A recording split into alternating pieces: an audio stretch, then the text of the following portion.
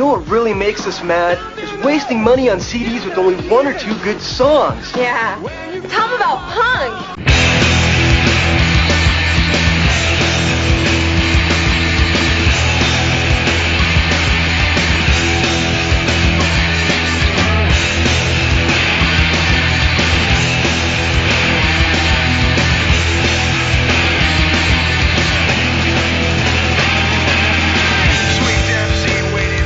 What's up, posers? Welcome to Punk Lotto Pod. I am your co-host, Justin Hensley.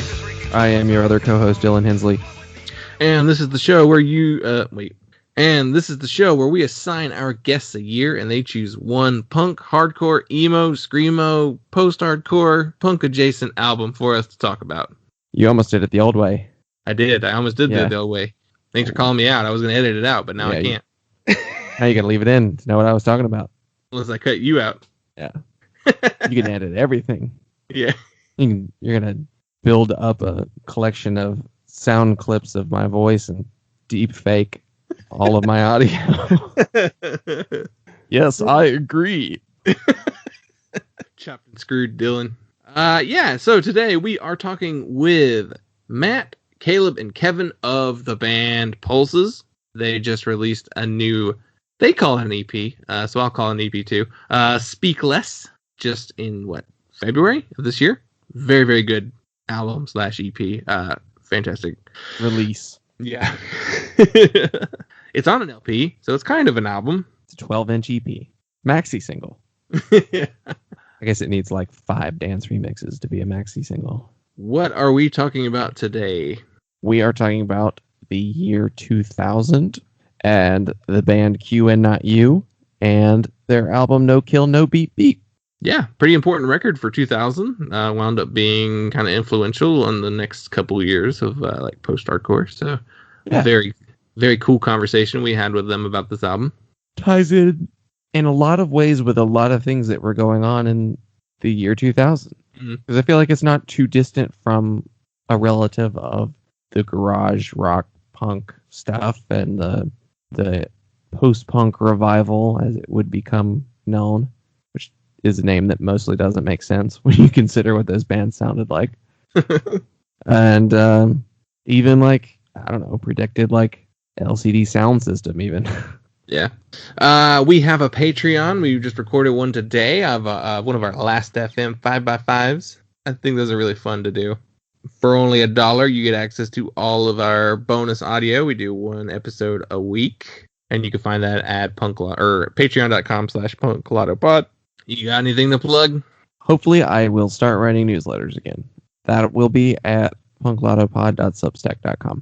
And we're on all the social medias, Instagram, Facebook, Twitter. After years of having band accounts and accounts of not people, they just made the Facebook app usable for those accounts for the first time ever. Just when everybody's trying to get off. Yeah.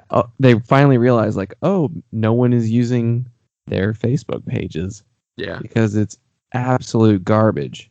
They're all on every other social media platform. Yeah. I mean, it's garbage anyway, but you can follow us there. Yeah. But really, it's just the same thing that's on Instagram, so yeah. All of those are at punklotopod. And we have an email address, punklotopod@gmail.com, and a voicemail, 202-688-PUNK. I believe that's everything. And yeah, enjoy the show. Just wanna let my friends know that I'm on the bed.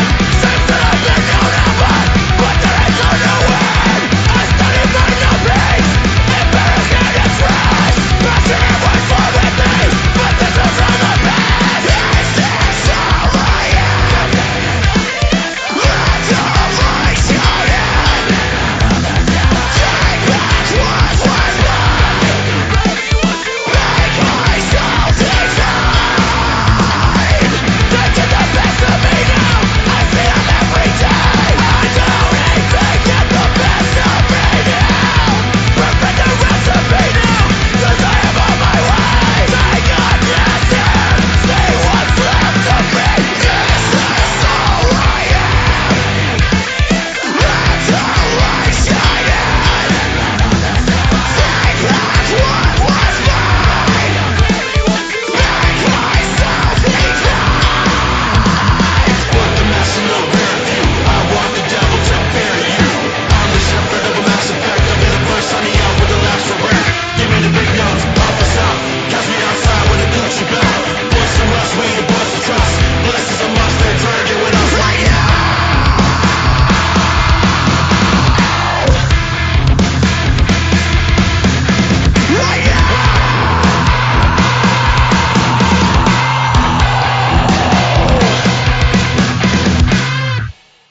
I forgot how many good albums were on this. Like I looked at it when you sent it, but like originally, but Yeah. looking at it again, I'm just like, fuck.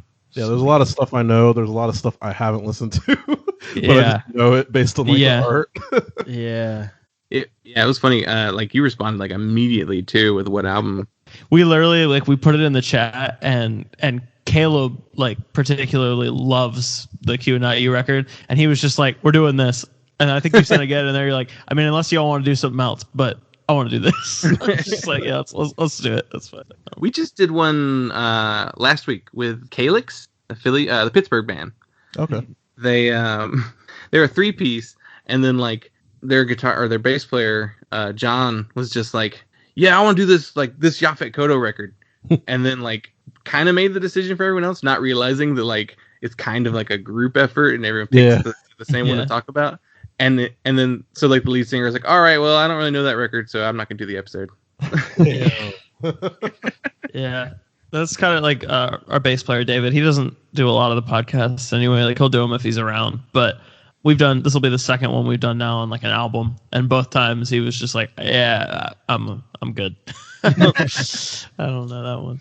I was What was gonna the say, other We did emo trash, and they had us. We talked about I'm blank 1,000 Suns by Linkin Park. Yep.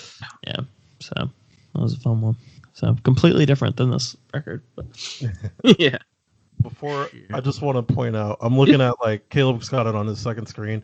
White Pony, Deftones. I like how the tags are anxious, atmospheric, sexual. It's just like that's important. Number 3 that needs to be there. And then at the end is sensual. Yeah. Drugs, romantic, somber, sensual. That's it right there. I need to listen to that record more. Honestly. I do too. It's all the moods. Yeah. It's the Getting It On record in the Deftones discography. Yeah. I guess first thing I'll do is we'll go around and have each of you say your names just for the listeners' sake, so they can recognize who's speaking whenever they're listening. Sure. So we'll start. I don't know how this grid is laid out. Whoever wants to go first. Matt. Okay. Hi, I'm Matt. I play guitar and do vocals and pulses. I'm Caleb. I also do guitar and vocals. And I'm Kevin, and I do drums and sometimes vocals. Hell yeah. That way everyone knows who's speaking, and it's off my hands. We haven't had this many people on the show before. This is a first for us. New Frontiers. Yeah. We actually we're talking to another band, but I think they were like, yeah, we're all going to be on. I was like, oh, cool. How many are you? He's like, there's like 5 of us. I was like, oh, wow. Oh man. We've never done that. So hopefully this will be a ramping up process for us. Right. Yeah. I was trying to figure out where I'd found your band. I definitely listened to the album Speak Less on the day it went up. Okay. And the only thing I could think of is maybe someone was tweeting about it. It may have been like Good Noise Pod. Mm-hmm. Probably, yeah. Makes sense. Yeah. I feel like, they probably just like retweeted like your post about the new record. And every Friday I go through like social media too. And like whatever is getting talked about, I like check it out to make sure, see if it's something I want to hear. right. And like I listened to it and I was like, holy shit, this is fucking good. Like, Thank you. Appreciate it. I think I tweeted at the time that it kind of reminded me of like the early 2000s, like post-hardcore, screamo, emo, like that whole era.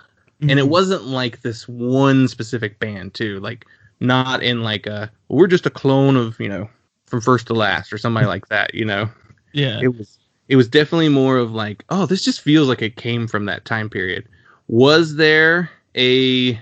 Well, the reason why I bring all that up is for the listener specifically is you should always be boosting the things you like, because you recommending something could mean someone else finding it and like listening to it. And like, like I would not have you on here if, Good Noise hadn't shared it. So Right. Mm-hmm. Word of mouth is our biggest benefit, I think. That's honestly how we've gotten anything that we've ever got. So yeah, that's really cool. But like you said, but to answer like the question, 2000s post-hardcore screamo emo is definitely the target for this one, and it's great that you got that off rip. So And like you said, also not any one specific band, but really just an era and a kind of little microcosm of time, where we were kind of being a little bit more raw and a little bit more emotional and fast, quick, to the point kind of thing. Mm-hmm. So yeah, especially with it compared to like some of our other stuff too. We wanted to like specifically draw on. It's like we've always had these influences as us being musicians, but isn't always apparent in some of our other music, like on Bouquet and Speaking to Existence, where a lot, peppier post-hardcore, kind of generally, we have like our heavy moments where we have a lot of like poppy stuff or like R&B stuff or like hip hop stuff, but that doesn't mean we also don't love like the old school shit like that. And this was our way to just be like, hey, we still have it here. Yeah. We're do you mind if I ask how old you are? Because I mean I'm 34, and I was curious. Like you seem younger than me. Very much so, to be honest. Yeah, I'm 24. Okay. I'm 25. Yeah, and I'm 30. Okay. Oh, okay. Yeah. I'm 30 kinda, as well. So Nice. Yeah. I was wondering. I was like, is this group made up of like 20-year-olds? Like I didn't. The references I was picking up on, like sonically, I was like, they have to be a little bit older than like Pink Shift, who are like brand new, and they're Right. Yeah, it's definitely interesting. Like, I think the response to Speak Less, like seeing people who are like in their like late 20s to early 30s reacting to it all like pick up on those influences, and then younger people tend to like miss a lot of the, because they don't listen to like Orchid or Thursday or Q Not You and everything. So it's interesting seeing like the two sides of it, and like seeing how people react to it differently. So yeah. Have you ever got any like off the wall comparisons that you're just like, what? How did you get all the that? time. We have a list. Yeah, if you want me to, I can. Yeah. Yeah, it's like we literally keep a list of them because it's just like it's in a way we like pride ourselves on it because it's just like we love so many bands, and we'll want to be able to, exemplify those influences. And whenever we get compared to just a wide array of bands, we take it as a compliment. Also, like you said, there's some ridiculous ones where I'm just like, what the fuck? My favorite ridiculous one is Jane's Addiction. I'm like, where did you get that? Like at all? Like I don't know. I don't know the context of that one because I think it was before I was in the band. But I knew that was on the list, and I was just like, what? I vaguely remember that being like we played. I want to say it's probably wrong, but I'm just gonna throw it out there and say it's a fact now. We probably played like this one club, Jam and Java, and I think it was a lot of like older dads in the crowd. So like, and I want to say it was probably like the not talent show, but the Battle of band Events. Yeah, that makes sense. So it's just like a variety of people were there, and they were just like, "Oh man, you guys rock!" It's like you guys kind of sound like Jane's Addiction on that one song. And I'm like, all right, thanks. Like that's not what we were going for, but I appreciate you relating it to what you know. Yeah. Yeah. Let's see. Literally last weekend, a friend of mine was showing our music to like his friend, and then he described it as Anamanaguchi in living color. I still kind of like that one. Like, yeah, no, it's just like, it makes sense. I was happy with that one. Yeah. Like I can at least see how they got there. Like I don't know. At least not like it's more we get the wild ones with like Speaking Into Existence and Bouquet. Not as much with Speak Less since I was like a little bit more direct, but I think we've still gotten some weird ones on that one too. There's that one, wasn't it a friend of yours, Matt, that said we were like tiny moving parts? Yeah, pissed off tiny moving parts. Yeah. And I was like, all right. I mean, I guess. Sure. Kind of. Yeah, you can kind of see what their reasoning is. Yeah. Our colleague's returning. Yeah. Project Pat. Yeah. Project Pat. Which is like sick as fuck. Like not even a band, he's a rapper, but it's just like that's so out of pocket for me, but I'm like cool because he's a legend. Yeah, and then other hip hop like Deltron 3030. Yeah. We love mom jeans. Someone said mom jeans. I don't know Red how Hot that Chili happened. Peppers. Red Hot Chili Peppers. Well, that goes with the Jane's Addiction one. So like, I don't know. There you go. Maybe there's something to it. Maybe we got to tap into that dad rock era. Yeah. Someone said some alt funky unlow. grunge. Yeah. Yeah. Yeah, those are some of the wilder ones, but yeah, it's just like we get the whole gambit as well, and then of course we'll always get the DGD, and it'll literally be every era of DGD too, like we're all of them at the same time apparently. People will like argue about which era of Dance Gavin Dance we're ripping off, and it's like, all right, cool. Yeah. Even live too, I can almost forgive some of it because you're not hearing like everything completely clear, and you just be like, it's loud and it's heavy. You can get a loud comparison, but we would get weird off the wall ones too. Like I can't remember like when Dylan and I were in a band like 10 years ago. We got weird comparisons. We were like, oh, cool. I don't think we sound like that at all, but I appreciate it. Right. That band's good. Yeah. So I've said that every time almost. Like that band's great, but like not necessarily what I wanted to channel. But that's not the intention. But yeah. I was looking at your stuff, and you were talking about word of mouth being like the really big way people find your music. Was it a conscious effort to go like this DIY route? Because as far as I could tell, you've done everything yourself, right? Yeah, I mean, it was pretty much that way. I mean, it's DIY in both like in the sense of because we want to, and also because we don't want to spend money. I don't know. I've always just grown up with a DIY kind of mindset that it's just like, if I know how to do it, or if I have the tools and time to learn how to do something, I'm going to figure it out myself, And that was kind of where we went to with how, we recorded Bouquet, our first record, in, someone else's home studio. And, he produced it and everything like that. And then we were just like, okay, well, if we were to do this good in a home studio, I'm going to just do it in my own home. So that was where we went there. And, we recorded the last 2 records ourselves in our house, and I do all the editing, and then everybody else will also like be a part of like the production of it. Of course, especially I'll think of like Matt and I always have that relationship when we're doing vocals of checking each other. Yeah. And being harsh on each other and making sure we're doing as best as we could. So it's like we produce each other, and it's either being harsh on each other or it's stopping each other from being too harsh on ourselves, because we do that a lot sometimes too. Where it's like we've tracked something like 80 times, and it's like it sounds good. You can move on. Yeah. And that kind of just goes into the other aspects of the band too. Mm-hmm. But yeah. Yeah, like I noticed, like you have the new record is up for pre-order on vinyl, and then you've got the other one actually is physically come out, right? Yeah. So I mean, like y'all are doing that yourself too, right? Like that's no label involved. Yep, no label. We just found the right website. Shout out Solid Merch. They've treated us right, this whole time, and just kind of got it done the best way that we could, that works for us.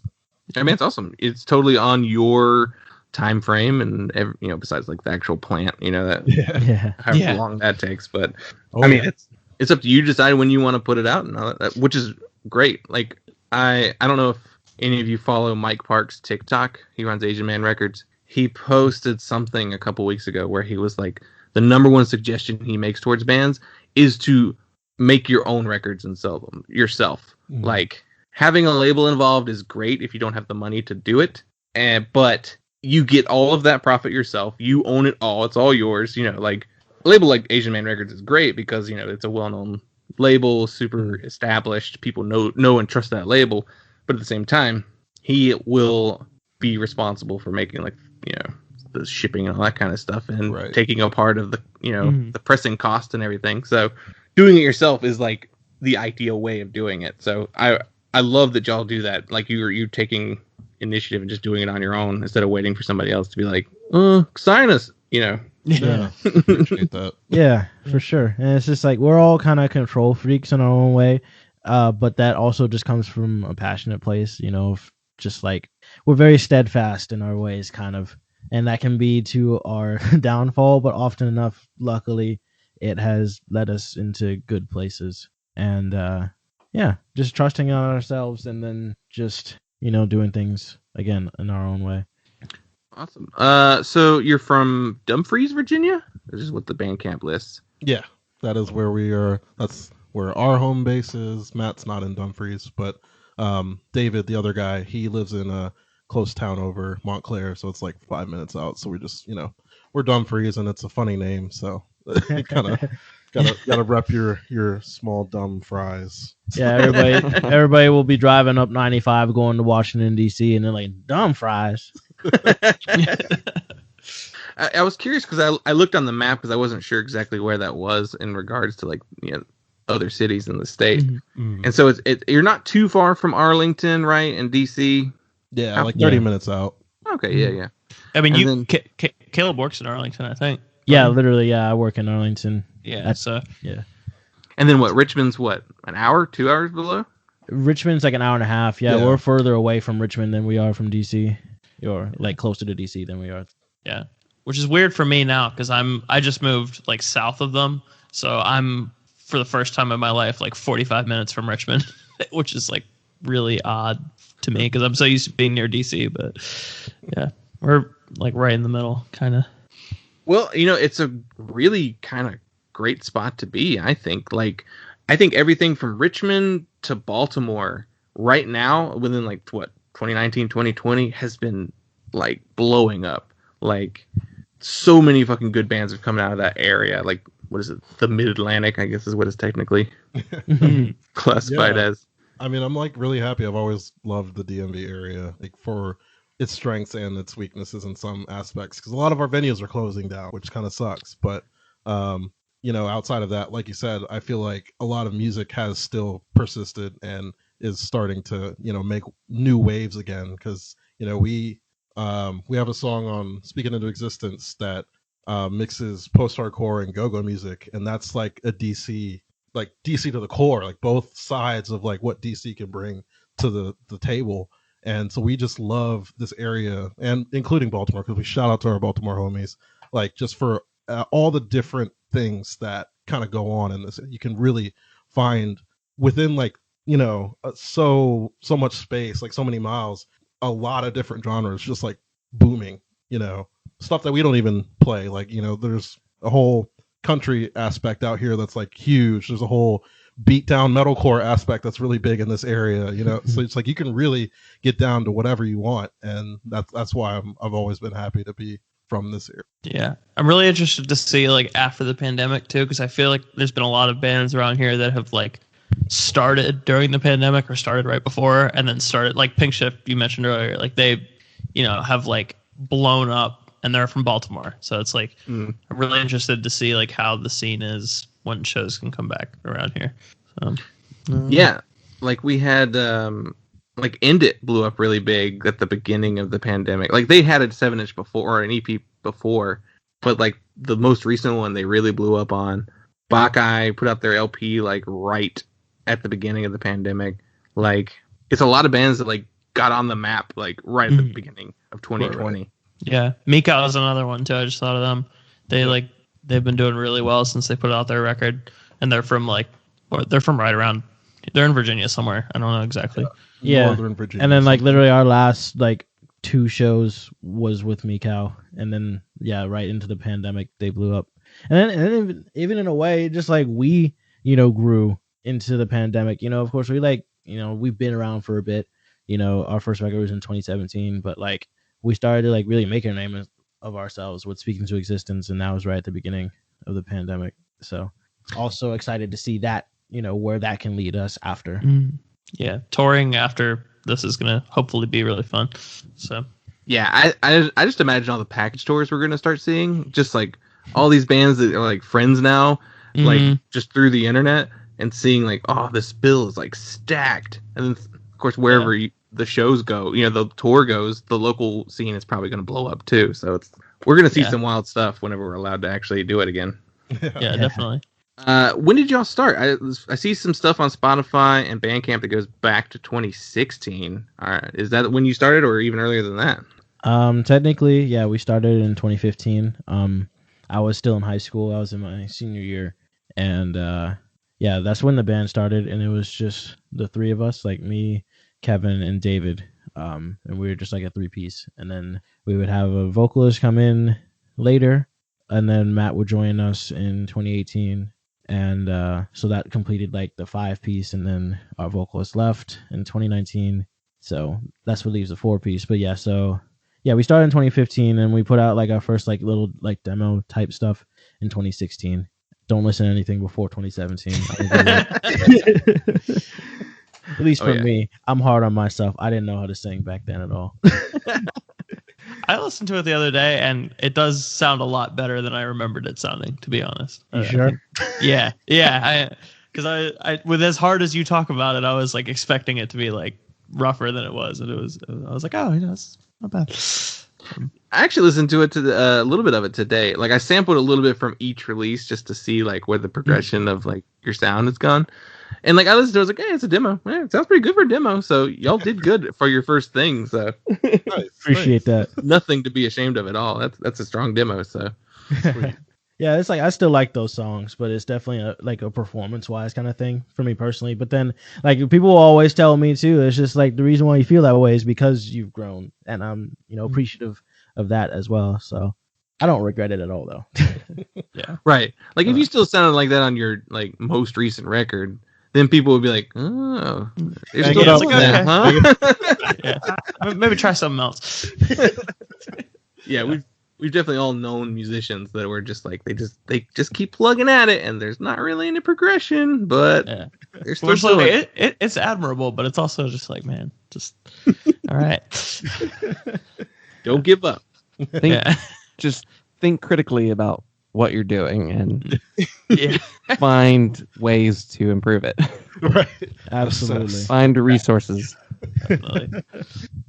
Well, awesome. I highly recommend everyone listening to this to go check out Speak Less. Get you a copy of it, pre-order it, download it digitally, and we'll move into the rest of the show. So, the premise of our show is we assign our guests a year, and they pick an album from that year in the punk, hardcore, screamo, emo, punk adjacent subgenres. So we gave you the year 2000.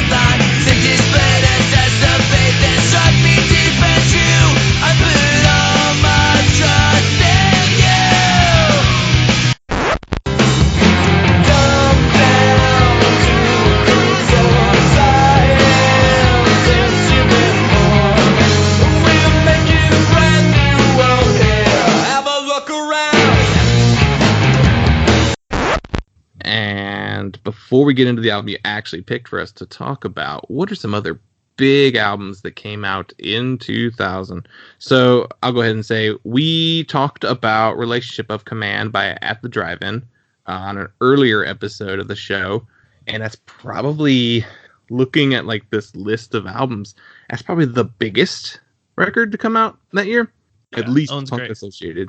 Yeah, very important record. And it definitely kind of it fits in with the album you actually picked to talk about today. So like, it's really cool that this album is on here with your actual selection.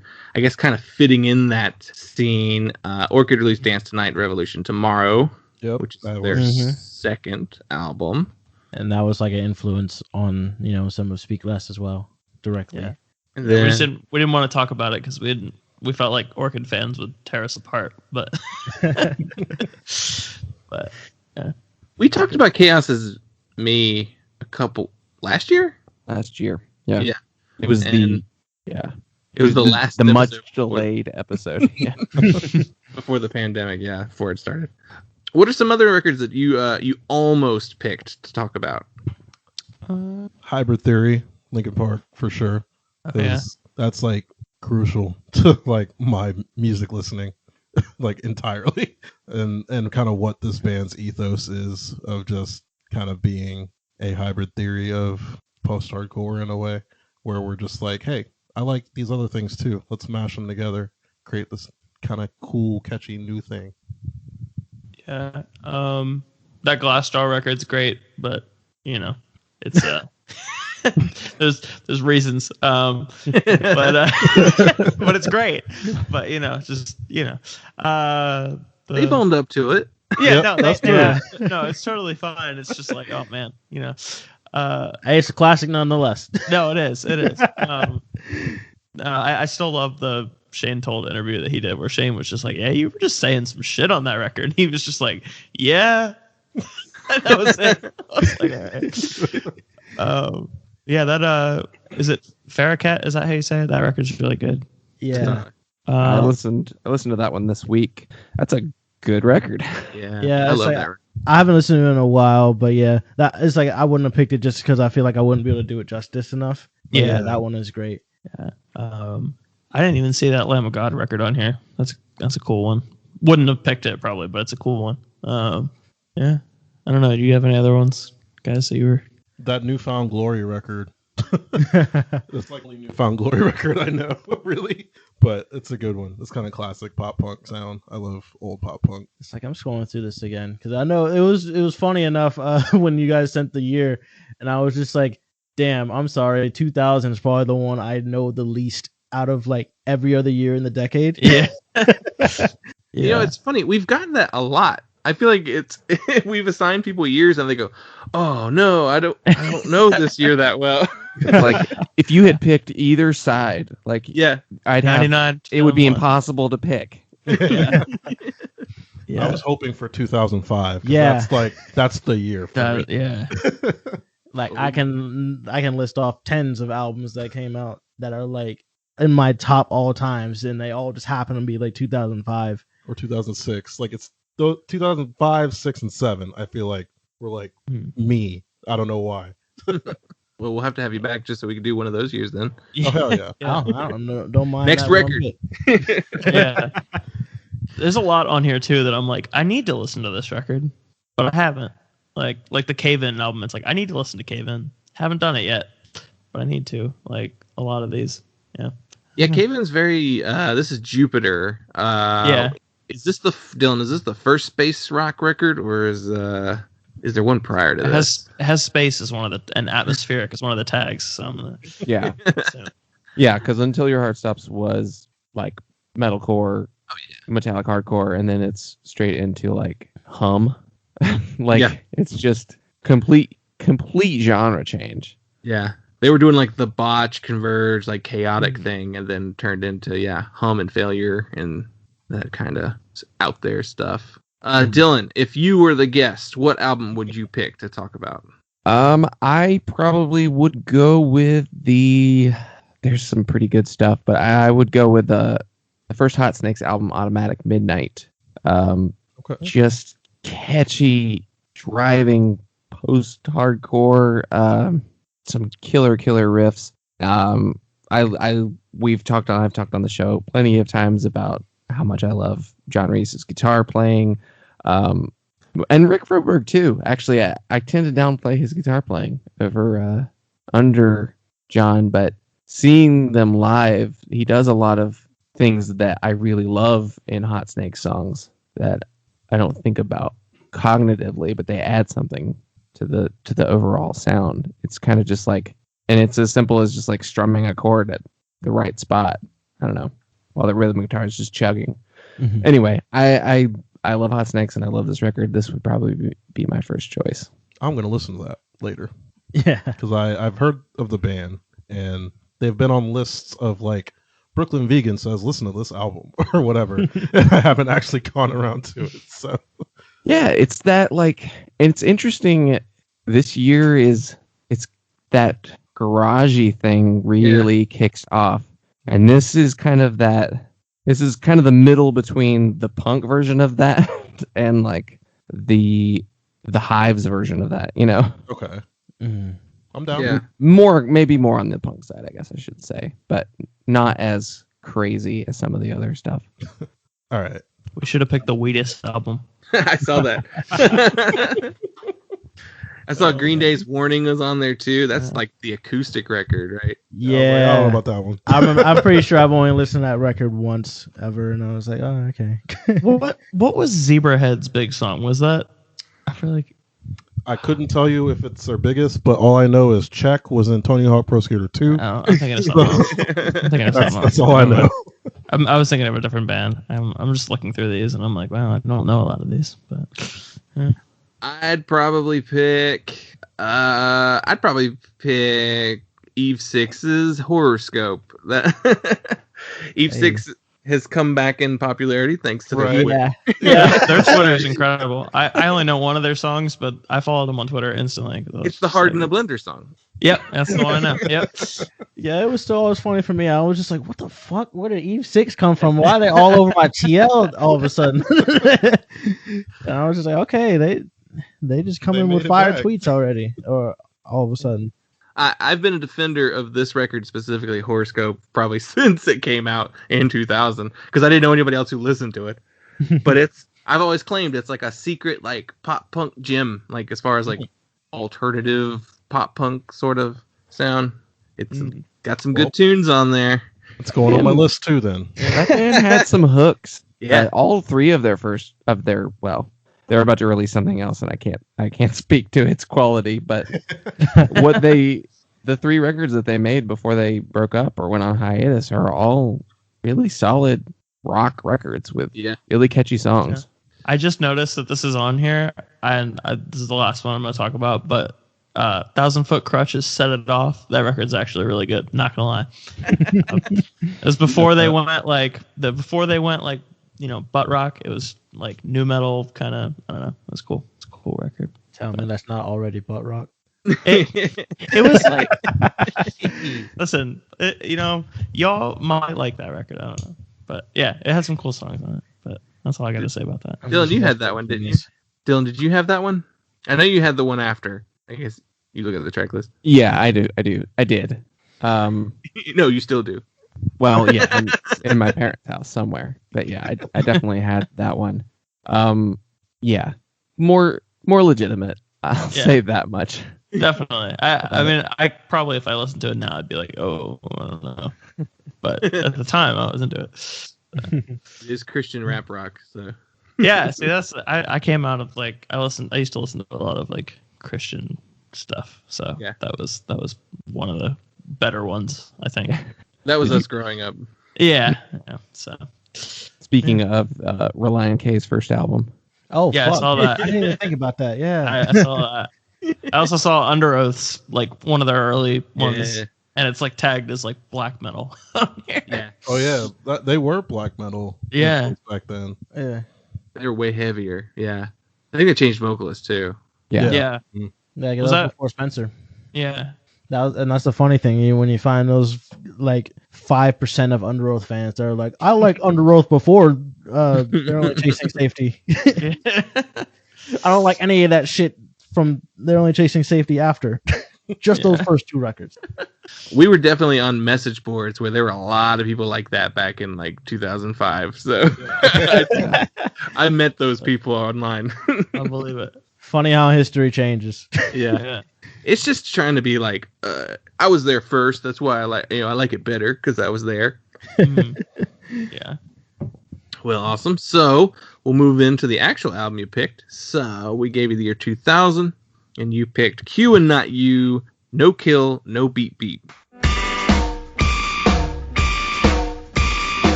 Crash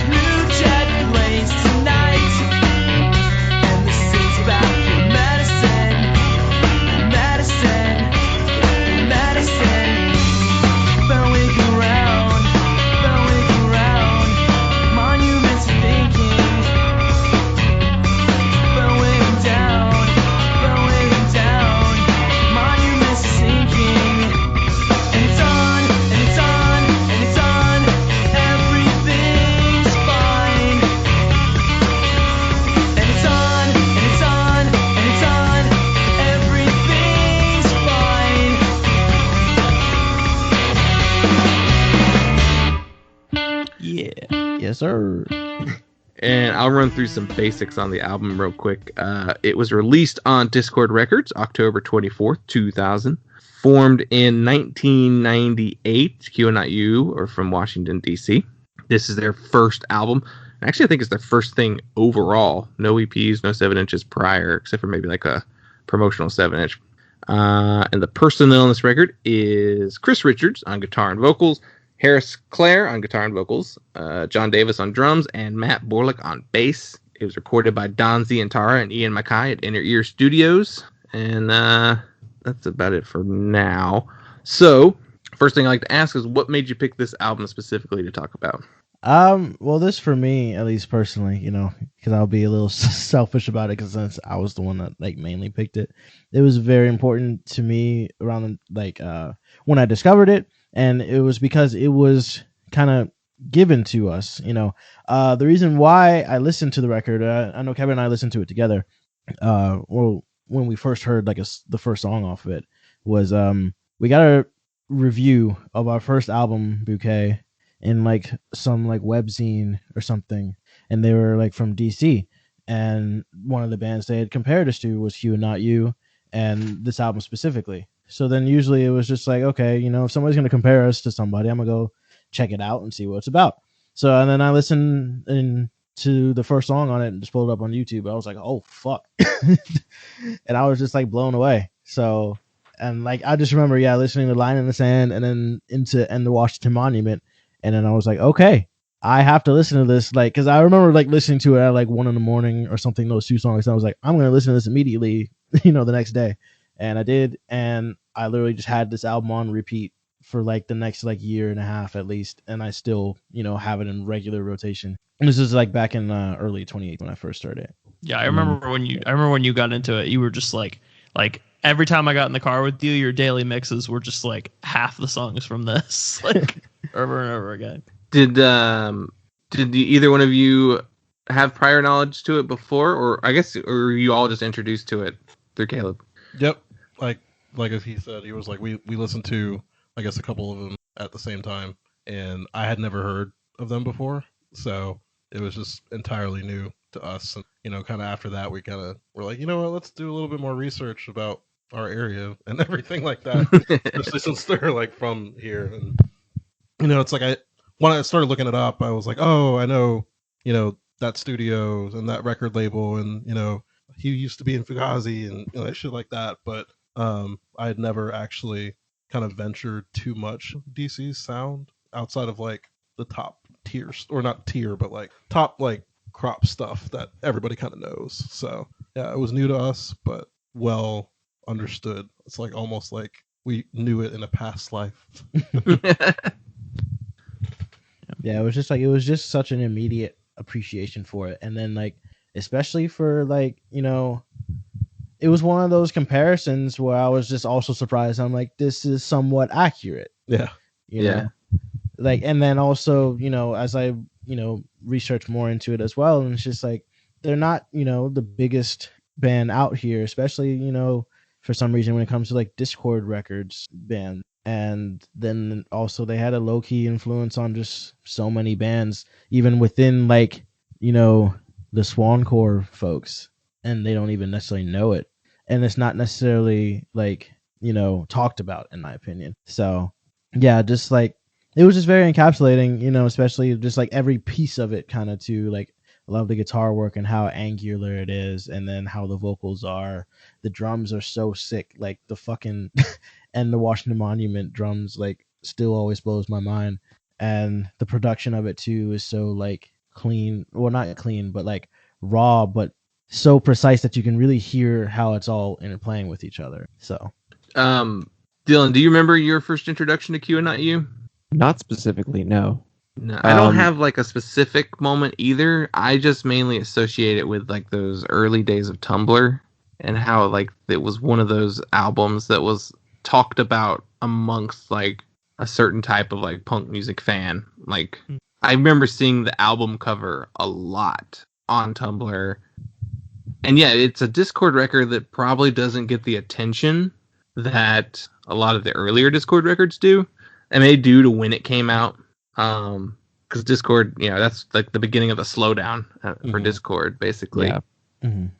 I've always associated this record and this band with the point where Discord, in my mind, stops being a hardcore label, which, throughout the 90s, there's a variety of different things that they release, but it was always like Fugazi Records came out on Discord Records. Like most of the bands I think of when I think of 90s Discord bands were aggressive and heavy for the most part. And this is the point where I start to think of Discord as being a label that shifts towards almost too arty and too experimental for my taste. So I've always thought of Q and IU as being like this inaccessible band, and they're totally not. Yeah. Like, it's super catchy and danceable, and you've got killer, kick-ass, hard-ass riffs. And I don't know. It's just that time period and that association with maybe what they would do later, like Joe Lowley solo records, where I'm like, I don't need to hear this. Yeah. I can see it. Like, it kind of is like the transitional thing. Like, it just toes that line where, like, the back half of that record, I think, is like pretty post-hardcore, like straight to the point, with like the harsher vocals and, like weird song structures and stuff. But like you said, there's really catchy stuff at the beginning. And I think, that kind of transition period into the lull or like the artsy point for the label, I think is kind of just encapsulated right there, like on this record. Yeah, I pulled up specifically the other albums the Discord put out in 2000, and the one was the Faraquet record, The View from This Tower. They also put out Bluetip's Polymer. Bluetip, incredibly underrated band. More on the melodic side, more like driving punk, I guess. And then Lungfish put out Necrophones. And Lungfish are a band I never really got into myself. Like, to me, that's like just a little too far out there for me to really get anything out of. So yeah, it is. It's like this. Had Fugazi gone on hiatus yet? That probably 2001. The Argument. Yeah. They were about to, though. They're slowing down.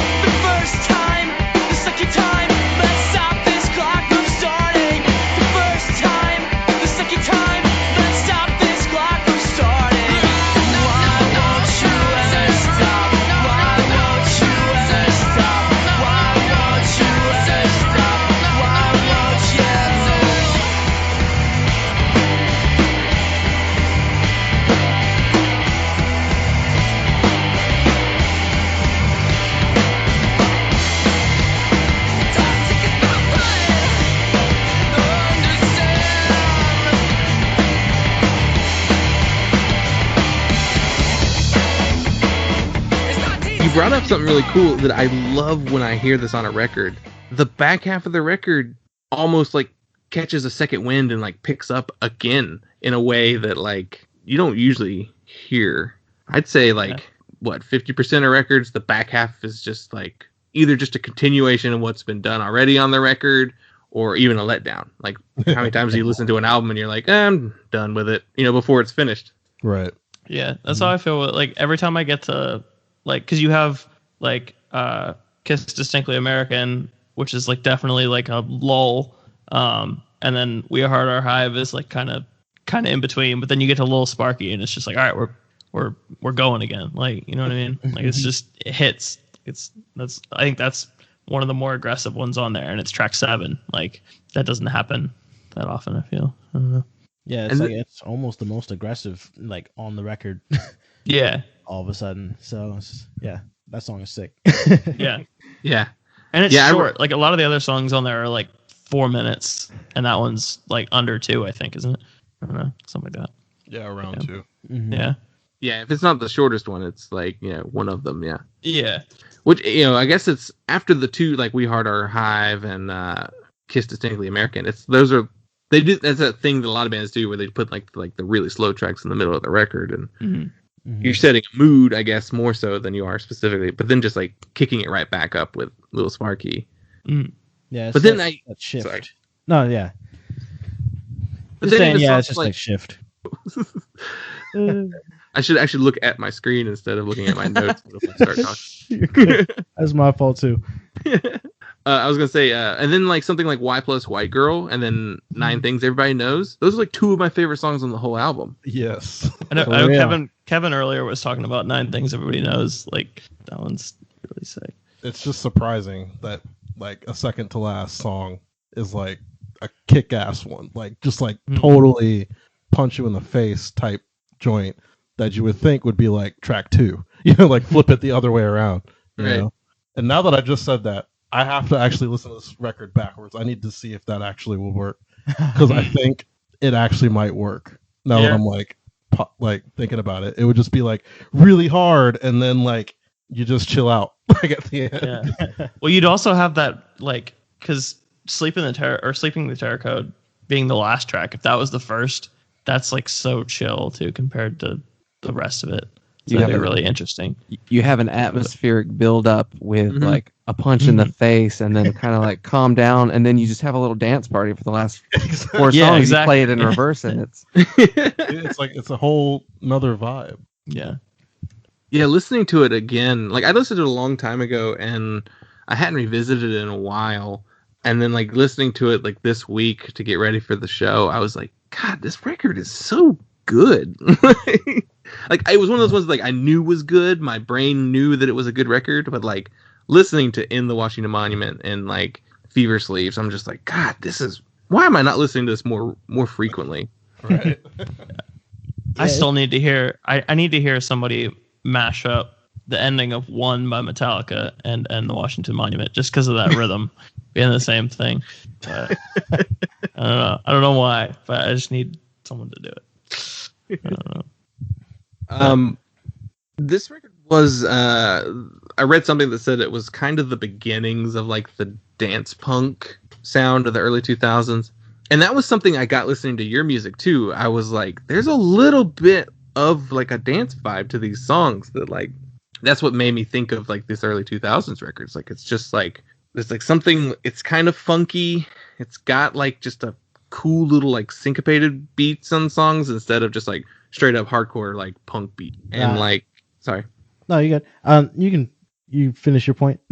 Oh, I was going to move on to like what this record potentially influenced, but I want to hear what you want to say. Oh, I was just gonna say, yeah, it's just like it's like, again, going back to like how the review compared us to it and how I found it like, pretty accurate and accurate in a way that, I didn't expect. And like you were saying, I've always been a fan, of like very syncopated rhythms. That's how, I kind of go at, writing guitar parts. So like, so yeah. And then I think the danceability kind of stuff that we have can come from different places too. Cause I know we weren't intentionally trying to make like dance punk, but of course trying to mix our influences that we have of like hip hop and R&B type stuff, and those are often danceable music too.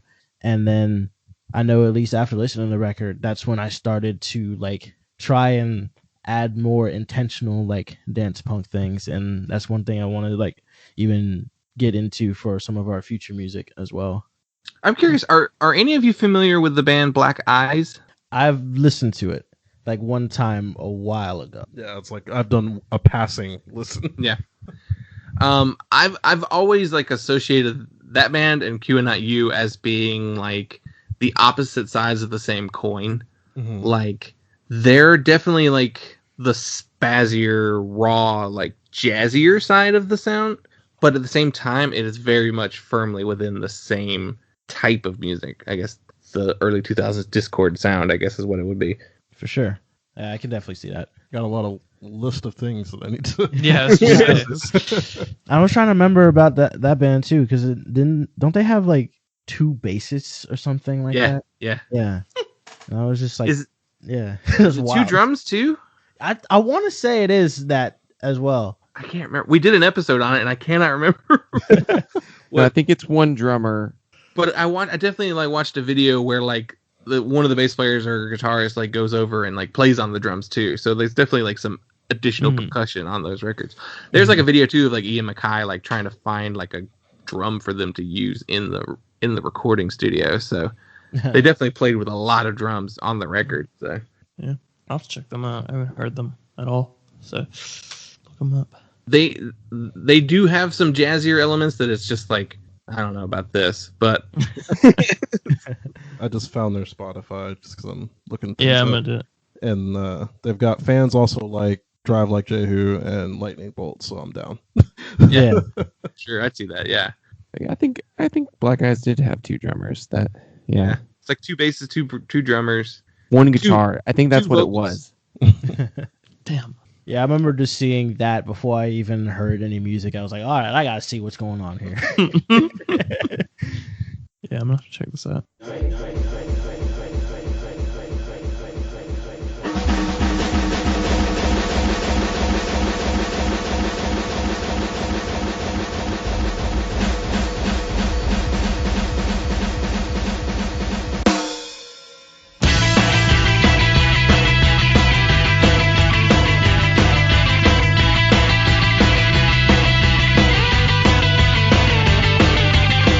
Congratulations, now put the knife back in the medicine cabinet. No contestation, now put the knife back, put the knife back, knife back. Did you leave the one who found you way through the black? Did you leave the one who found you way the lead through Washington bullet? Please don't stop burning to hell. Please don't stop burning to hell. Please stop doing it.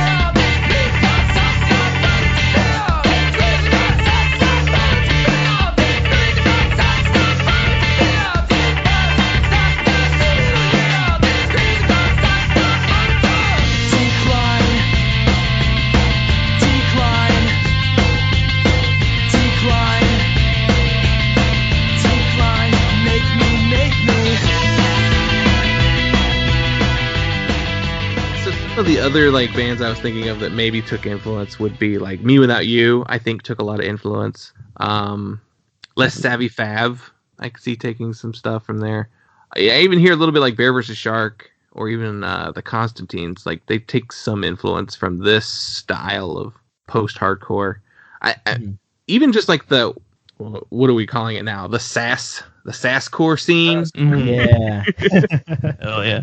Yeah, that's definitely rooted in dance punk and Q and Not You and Blood Brothers. Blood Brothers. Yeah, Blood absolutely. Brothers, definitely. Blood Brothers, and then from there. You got like the new wave of sasscore. Yeah, I saw that's coming back in like use online. So Yeah, well, I like See Space Cowboy was like the big one. I feel like they were the first ones I saw like calling themselves that. Like them and Wrist Meat Razor, I guess too. Yeah, I was gonna say that. Yeah. Which is funny because like See Space Cowboy like started as more like the Norma Jean like botch worship stuff early on, and they've changed even more now. Like now they have like a lot more clean vocals and like a lot more like melodic and stuff. Like they're just doing all the throwback sounds, I guess. But Yeah. I'm here for it. So Real MySpace shit. yeah, yeah. they're great though. Like they're it's cool to hear people like doing weird shit again. So Yeah, I'm like stoked for that split that they're doing with If I Die First. Yeah, and their stuff's great too. Like I like If I Die First a lot. I can't wait to see what like once the fashion starts to come back into play too. Like I can't wait to see those giant print like shirts with huge letters on them. Oh yeah, Like, 6 color print. Yeah, a lot of Only neon. Need to get those monster tees. Yeah. It's happening already. It's only gonna get more, but yeah, I've got a good few of those in my closet that are like from the last year or two, which is wild. But it's coming back. Well, I wonder if the skinny pants will come back because Levi's just said skinny pants are dead. I I'm aware of anyway. Sales are down on skinny jeans. Not for me. Yeah. Like I just bought a pair last month. yeah, it's like I don't give a fuck.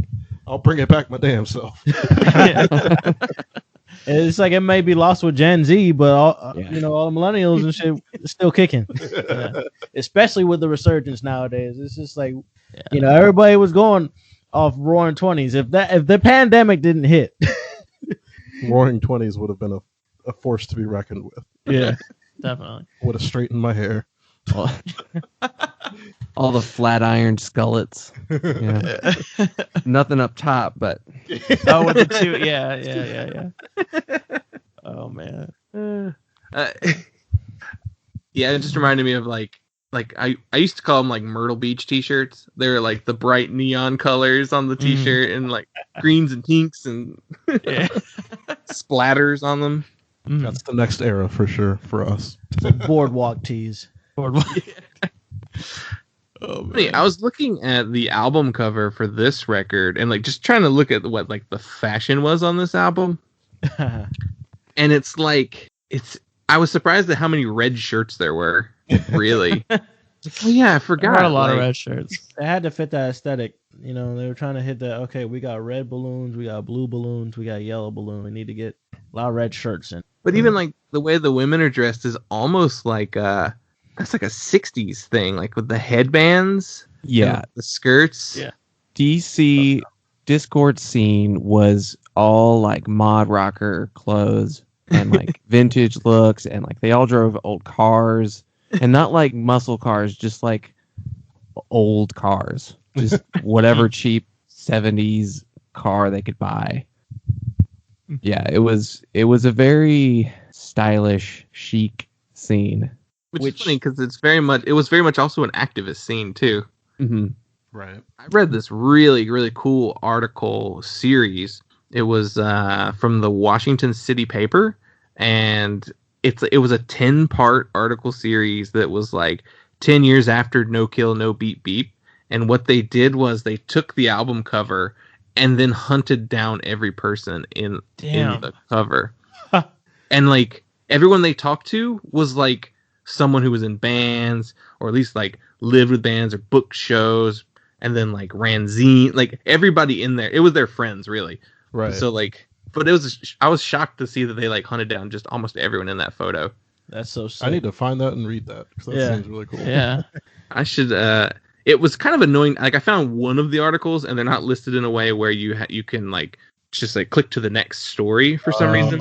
I had to just like go into the search and type in No Kill, No Beep Beep. I'll put that. I'll send you a link to that, because it's a really fascinating series. Cool. One of them I think was Jessica Skolnick, who is like a Bandcamp editor now. That's what I was gonna say. That name, I don't know why that just rang out to me or something. I follow her on Twitter, and she's great on Twitter. So it's just funny, and they all went on to do stuff, which is really cool. Well, isn't the singer from Q Not You, like, doesn't he do?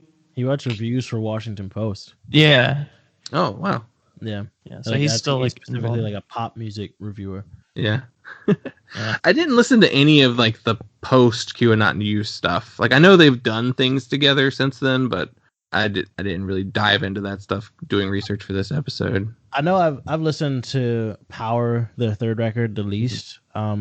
Different Damage is also great. And it's like that's the thing about them also. It's like all three of them definitely have their differences, and then they start to lean more into like dance punk more so as they go on than like the hybrid dance punk post hardcore kind of. But yeah, I definitely, because I like just revisited Different Damage like about a month ago, and I was just like, yeah, I forgot how also great this one is too, but just again in a different way. Yeah, all three of these album covers I have seen a million times. Yeah. Like just reblogged on Tumblr and just on these Rate Your Music lists and probably in record stores. Like these, I know these album covers better than these albums. I feel that definitely happens. Like I know there's a bunch of like our era of like scene classics, like all the MySpace records, like, you know, that I've seen a million times that I've never listened to. Like that one that I know Taylor's gonna kill me for this, but I know the one Scarlet Drive record. It's like I've seen that cover a million times, never listened to it, but I'm so familiar with that. Like I'm gonna pass up my scene card. No, I have not listened to Suicide Season. Oh, really? That's okay. Yeah, that's fine. You don't need to, but I think I've listened to it like once, so I'm not far behind. I mean, shit. I mean, there's plenty of fucking records where, again, like I know the album art like by heart, but and that goes back to just too many classic records that I haven't listened to because I'll be like, oh, I want to hear like so many different places, but then I end up not delving into like the really deep stuff, and sometimes I'll like feel bad, but you only have so much time. Yeah, it's like you can't get to everything. No. We specifically created a podcast so we would have to get to everything. Like, That's a good way to do it. Yeah. Well, there's so much stuff that we have listened to on this show that is like I'm aware of it, but I've never listened to it because for some reason you just don't prioritize it. Like you don't know exactly what it is that you might like about it, so you don't make the effort to track it down. Or there's stuff even that we're like, I know I need to listen to this because I know I'm gonna love it, and then we finally get it assigned to us, and we're like, this is great, this is incredible. I don't know why we didn't listen to it before. Yeah. Too many records like that. It can definitely be exhausting too. Like last year I just I made a point to just like listen to, if I was remotely familiar with the band and they were putting something out, I pretty much listened to it. Like, and I was like making my album of the year list last year, and I was just like, Jesus, I listened to so much stuff like once and then never went back to it. So it's like, I don't know. I'm trying to do the opposite this year, where I'm just like, I'm gonna find the ones I like and then listen to old shit. That's pretty much it. That's my. Oh, you go. Sorry. That's my approach to like. I have a list that I keep all year long of everything I listen to, and like last year the list was like 400 albums, but I'd say the bottom 200 I listened to once. Yeah. Yeah. That was the thing. Like I had all these that I like. I went back and listened to them again later. I'm like, yeah, that's probably would have been like in my top 20. But I just only listened to it once, like right when it came out, and then I was like, yeah, it's cool, and then moved on to something else. And then with that, it's just like you can't really say, whether you love an album or not, or really appreciate it, unless you listen to it like once. But there's too much stuff coming out all the time that you feel like you gotta like listen to the new thing that comes out each week. It's just like you want to spend time with like the new release, give it more than one shot. Yeah. But then you also want to make time for the classics like we're doing now, Yeah. It's really tough to balance that sometimes. So that's even in the case for, like, again, I felt bad because I didn't listen to this record until 2018. And then that makes me feel like, okay, well, I need to listen to like everything of this era. Like I was saying before, like I'd probably know the least amount of records in 2000. So I'm like, okay, I should probably go listen to some more classic records that came out that year. But no, I'm too busy listening to all the classics that came out in 2005. Oh, man. It's literally never ending. There's so much. And that's even like, I stick mostly like to punk and indie and hardcore and that kind of stuff. Like there's a whole other world of other things that I just don't get to. Right. I've always like talked about just like think about what you like and how many albums are like things that you like. How many albums have you listened to? Like you just said 400 last year, and how many albums have you listened to the year before that and the year before that? And it's just stuff that you like, and then you're just like, there's like a whole slew of genres that you could do the exact same thing with, and you're just like, you just don't know anything about music. Yeah. You know what I mean? Yeah. It's that thing where you're like, the more you know, the more you realize you don't know. So it's wild, and I think that's why you kind of just have to like sit down, and if you're gonna listen to the same album like 10 times in a row because you like it, just do it. That's fine. Like we don't have enough time to like really worry about like, oh, you don't know this classic that formulated from this year and this label was involved and this engineer was on it. Like, no, just listen to the record. If it's tight, it's tight. That's it. Yeah, I never try and pull that, like, you haven't heard this? I can't believe it. How have you never heard this? Like, I try and avoid that at all costs because I know what it's like to be like, I missed it. like me, half the time I'm like, people do that to me, and I'm like, I don't know. Like for example, like, and I know Caleb's with me on this. It's like I never got into MCR, but everyone I know loves MCR, and I'm just like, sorry. It's like some stuff you just either didn't connect with it or it didn't connect with you. You know, like it flew like, past you. You know? Yeah, because that's a perfect band. MCR specifically is one that I was like, when it was new, I wasn't there for it. It just wasn't mine. I was in my metal phase then. I didn't give a shit about like emo and pop punk and everything. I was like, nah, I'm too busy listening to Slipknot. I can't do this right now. But yeah, because I know at least for like Kevin and I, for example, you know, we grew up on more like the like hip hop R&B kind of stuff. Like I liked a couple bands like when I was a kid, you know, like Fall Out Boy was one of my favorites and whatnot, and they were like, you know, of course in the mainstream kind of thing. But it wasn't until like, you know, latter half or like late, you know, 2000s is when I started to get into like the post-hardcore side of things. So like I felt like I was playing catch up, you know, on that side of things. But then at the same time, if someone asked me about like, you know, oh, how was Outkast Speaker Box Love Below? It's like, I got you. It's like I was there for that. It's really interesting too, because like Caleb and I play like bar gigs, and I'm just like doing like covers that people want to hear, so it's a mix of like everything, but I have to play a lot of like old classic rock shit, and Caleb plays with me sometimes, and I'll just be like, yeah, this old classic song. He's like, nope. But then I go over there and they're just like playing shit, and it'll be like some like, you know, huge classic from like an R&B artist or something, and I'm like, I'm sorry. I don't know.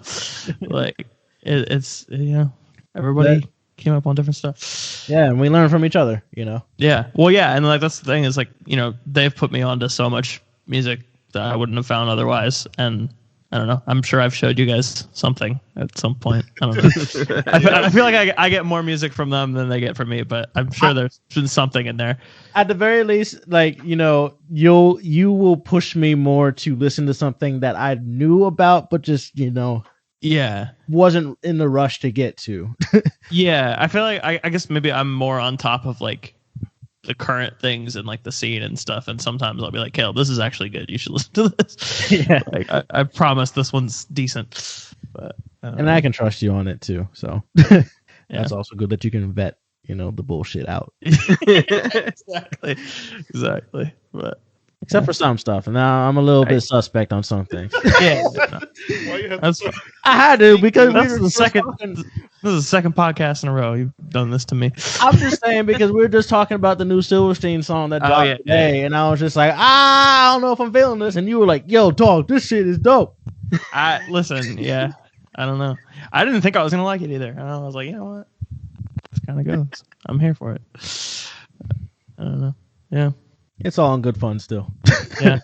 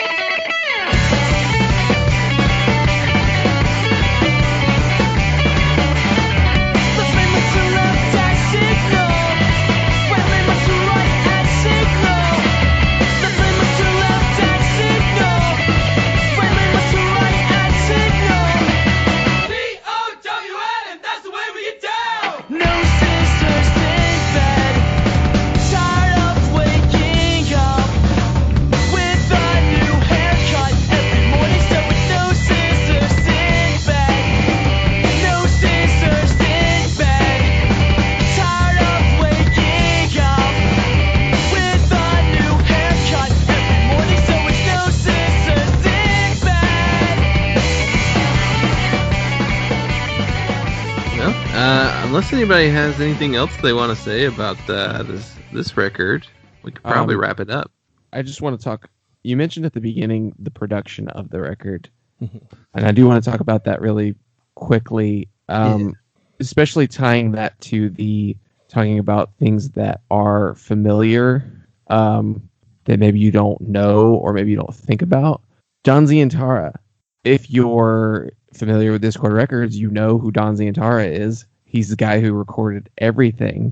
Mm-hmm. But for some reason, I don't think about his production style and how important that is to me in terms of what I look for in the production of any records. Mm-hmm. Like, I don't think of him as being this like mastermind architect recording engineer the way that people talk about like Steve Albini, or even like the way that Justin and I talk about Jay Robbins' production. But the sound of a Fugazi record is just as important as the songs that Fugazi wrote, or the way that they played their instruments. And like, I could go through the whole Discord discography and just be like, yeah, I love the way that Embrace record sounds. I love the way those Bluetip records sound. I don't know. Just kind of because his style, I guess, it's just upfront and gritty and not like producery. Yeah. That was the term I was gonna say. Like, literally, as a response to that, it does not get in the way of anything. Like, it's there. It leaves it all bare almost. Just lets the songs be the songs, like it's, yeah. And I think that's something that you get from older records in this time frame, because I love technology. I work with technology every day in my job and in my leisure. But I do think a lot of records in our genres these days can be really tight in a bad way.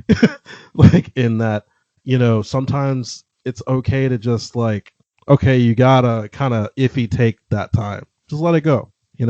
Let it exist as it is, because maybe it's like a microsecond off, but it worked in that context. So just let it stay that way. Or like, oh, you got a weird flam on that snare, like a snare flam that didn't sound out right. Let that one stay. It's fine. So I feel like we're not doing, I don't know, this is just me bullshitting, I guess, but like, I feel like there's a lot more attention towards production in a way of making everything pristine and correct and like to the grid, as opposed to just like letting some sort of like atmosphere kind of come through just how it was like recorded and how it would be performed like in a live setting and things like that. I think this record, kind of like you were mentioning before, Dylan, it just really, I don't know, it just sits perfectly to me. It sits very well in what it needs to do and doesn't do what it shouldn't. So they sound like a band playing, and it's balanced. Yeah. And the instruments sound good. Right. And ultimately that's all it needs. Like, you don't have to punch in every note to get it right exactly in time. Like, they play the instrument the way that someone plays an instrument, which is imperfectly. Yeah. Mm-hmm. And I think also that was part of the reason why also, like, just past musically, but production wise, it spoke to me so much when I was listening to it, because of just like, at the time. And I think about it in the perspective of me as a listener, and then also me as a member of Pulses, and how we're about to start recording our own stuff and thinking more about production, and like just thinking about, where this genre is now. And again, with a lot of things being very overproduced, and then listening to this record that musically is fantastic, but also just feels naked compared to everything else. I was just like, this is just pleasing to listen to. Pleasing, and it helps us realize that's kind of what we want too. Exactly. And like, it's helpful in like kind of making this whole conversation full circle. DIY, it's just like, we do what we can because that's what we got, but it's also just what we want too. So it's just very warm. I think that's like a perfect spot to end on this record. And like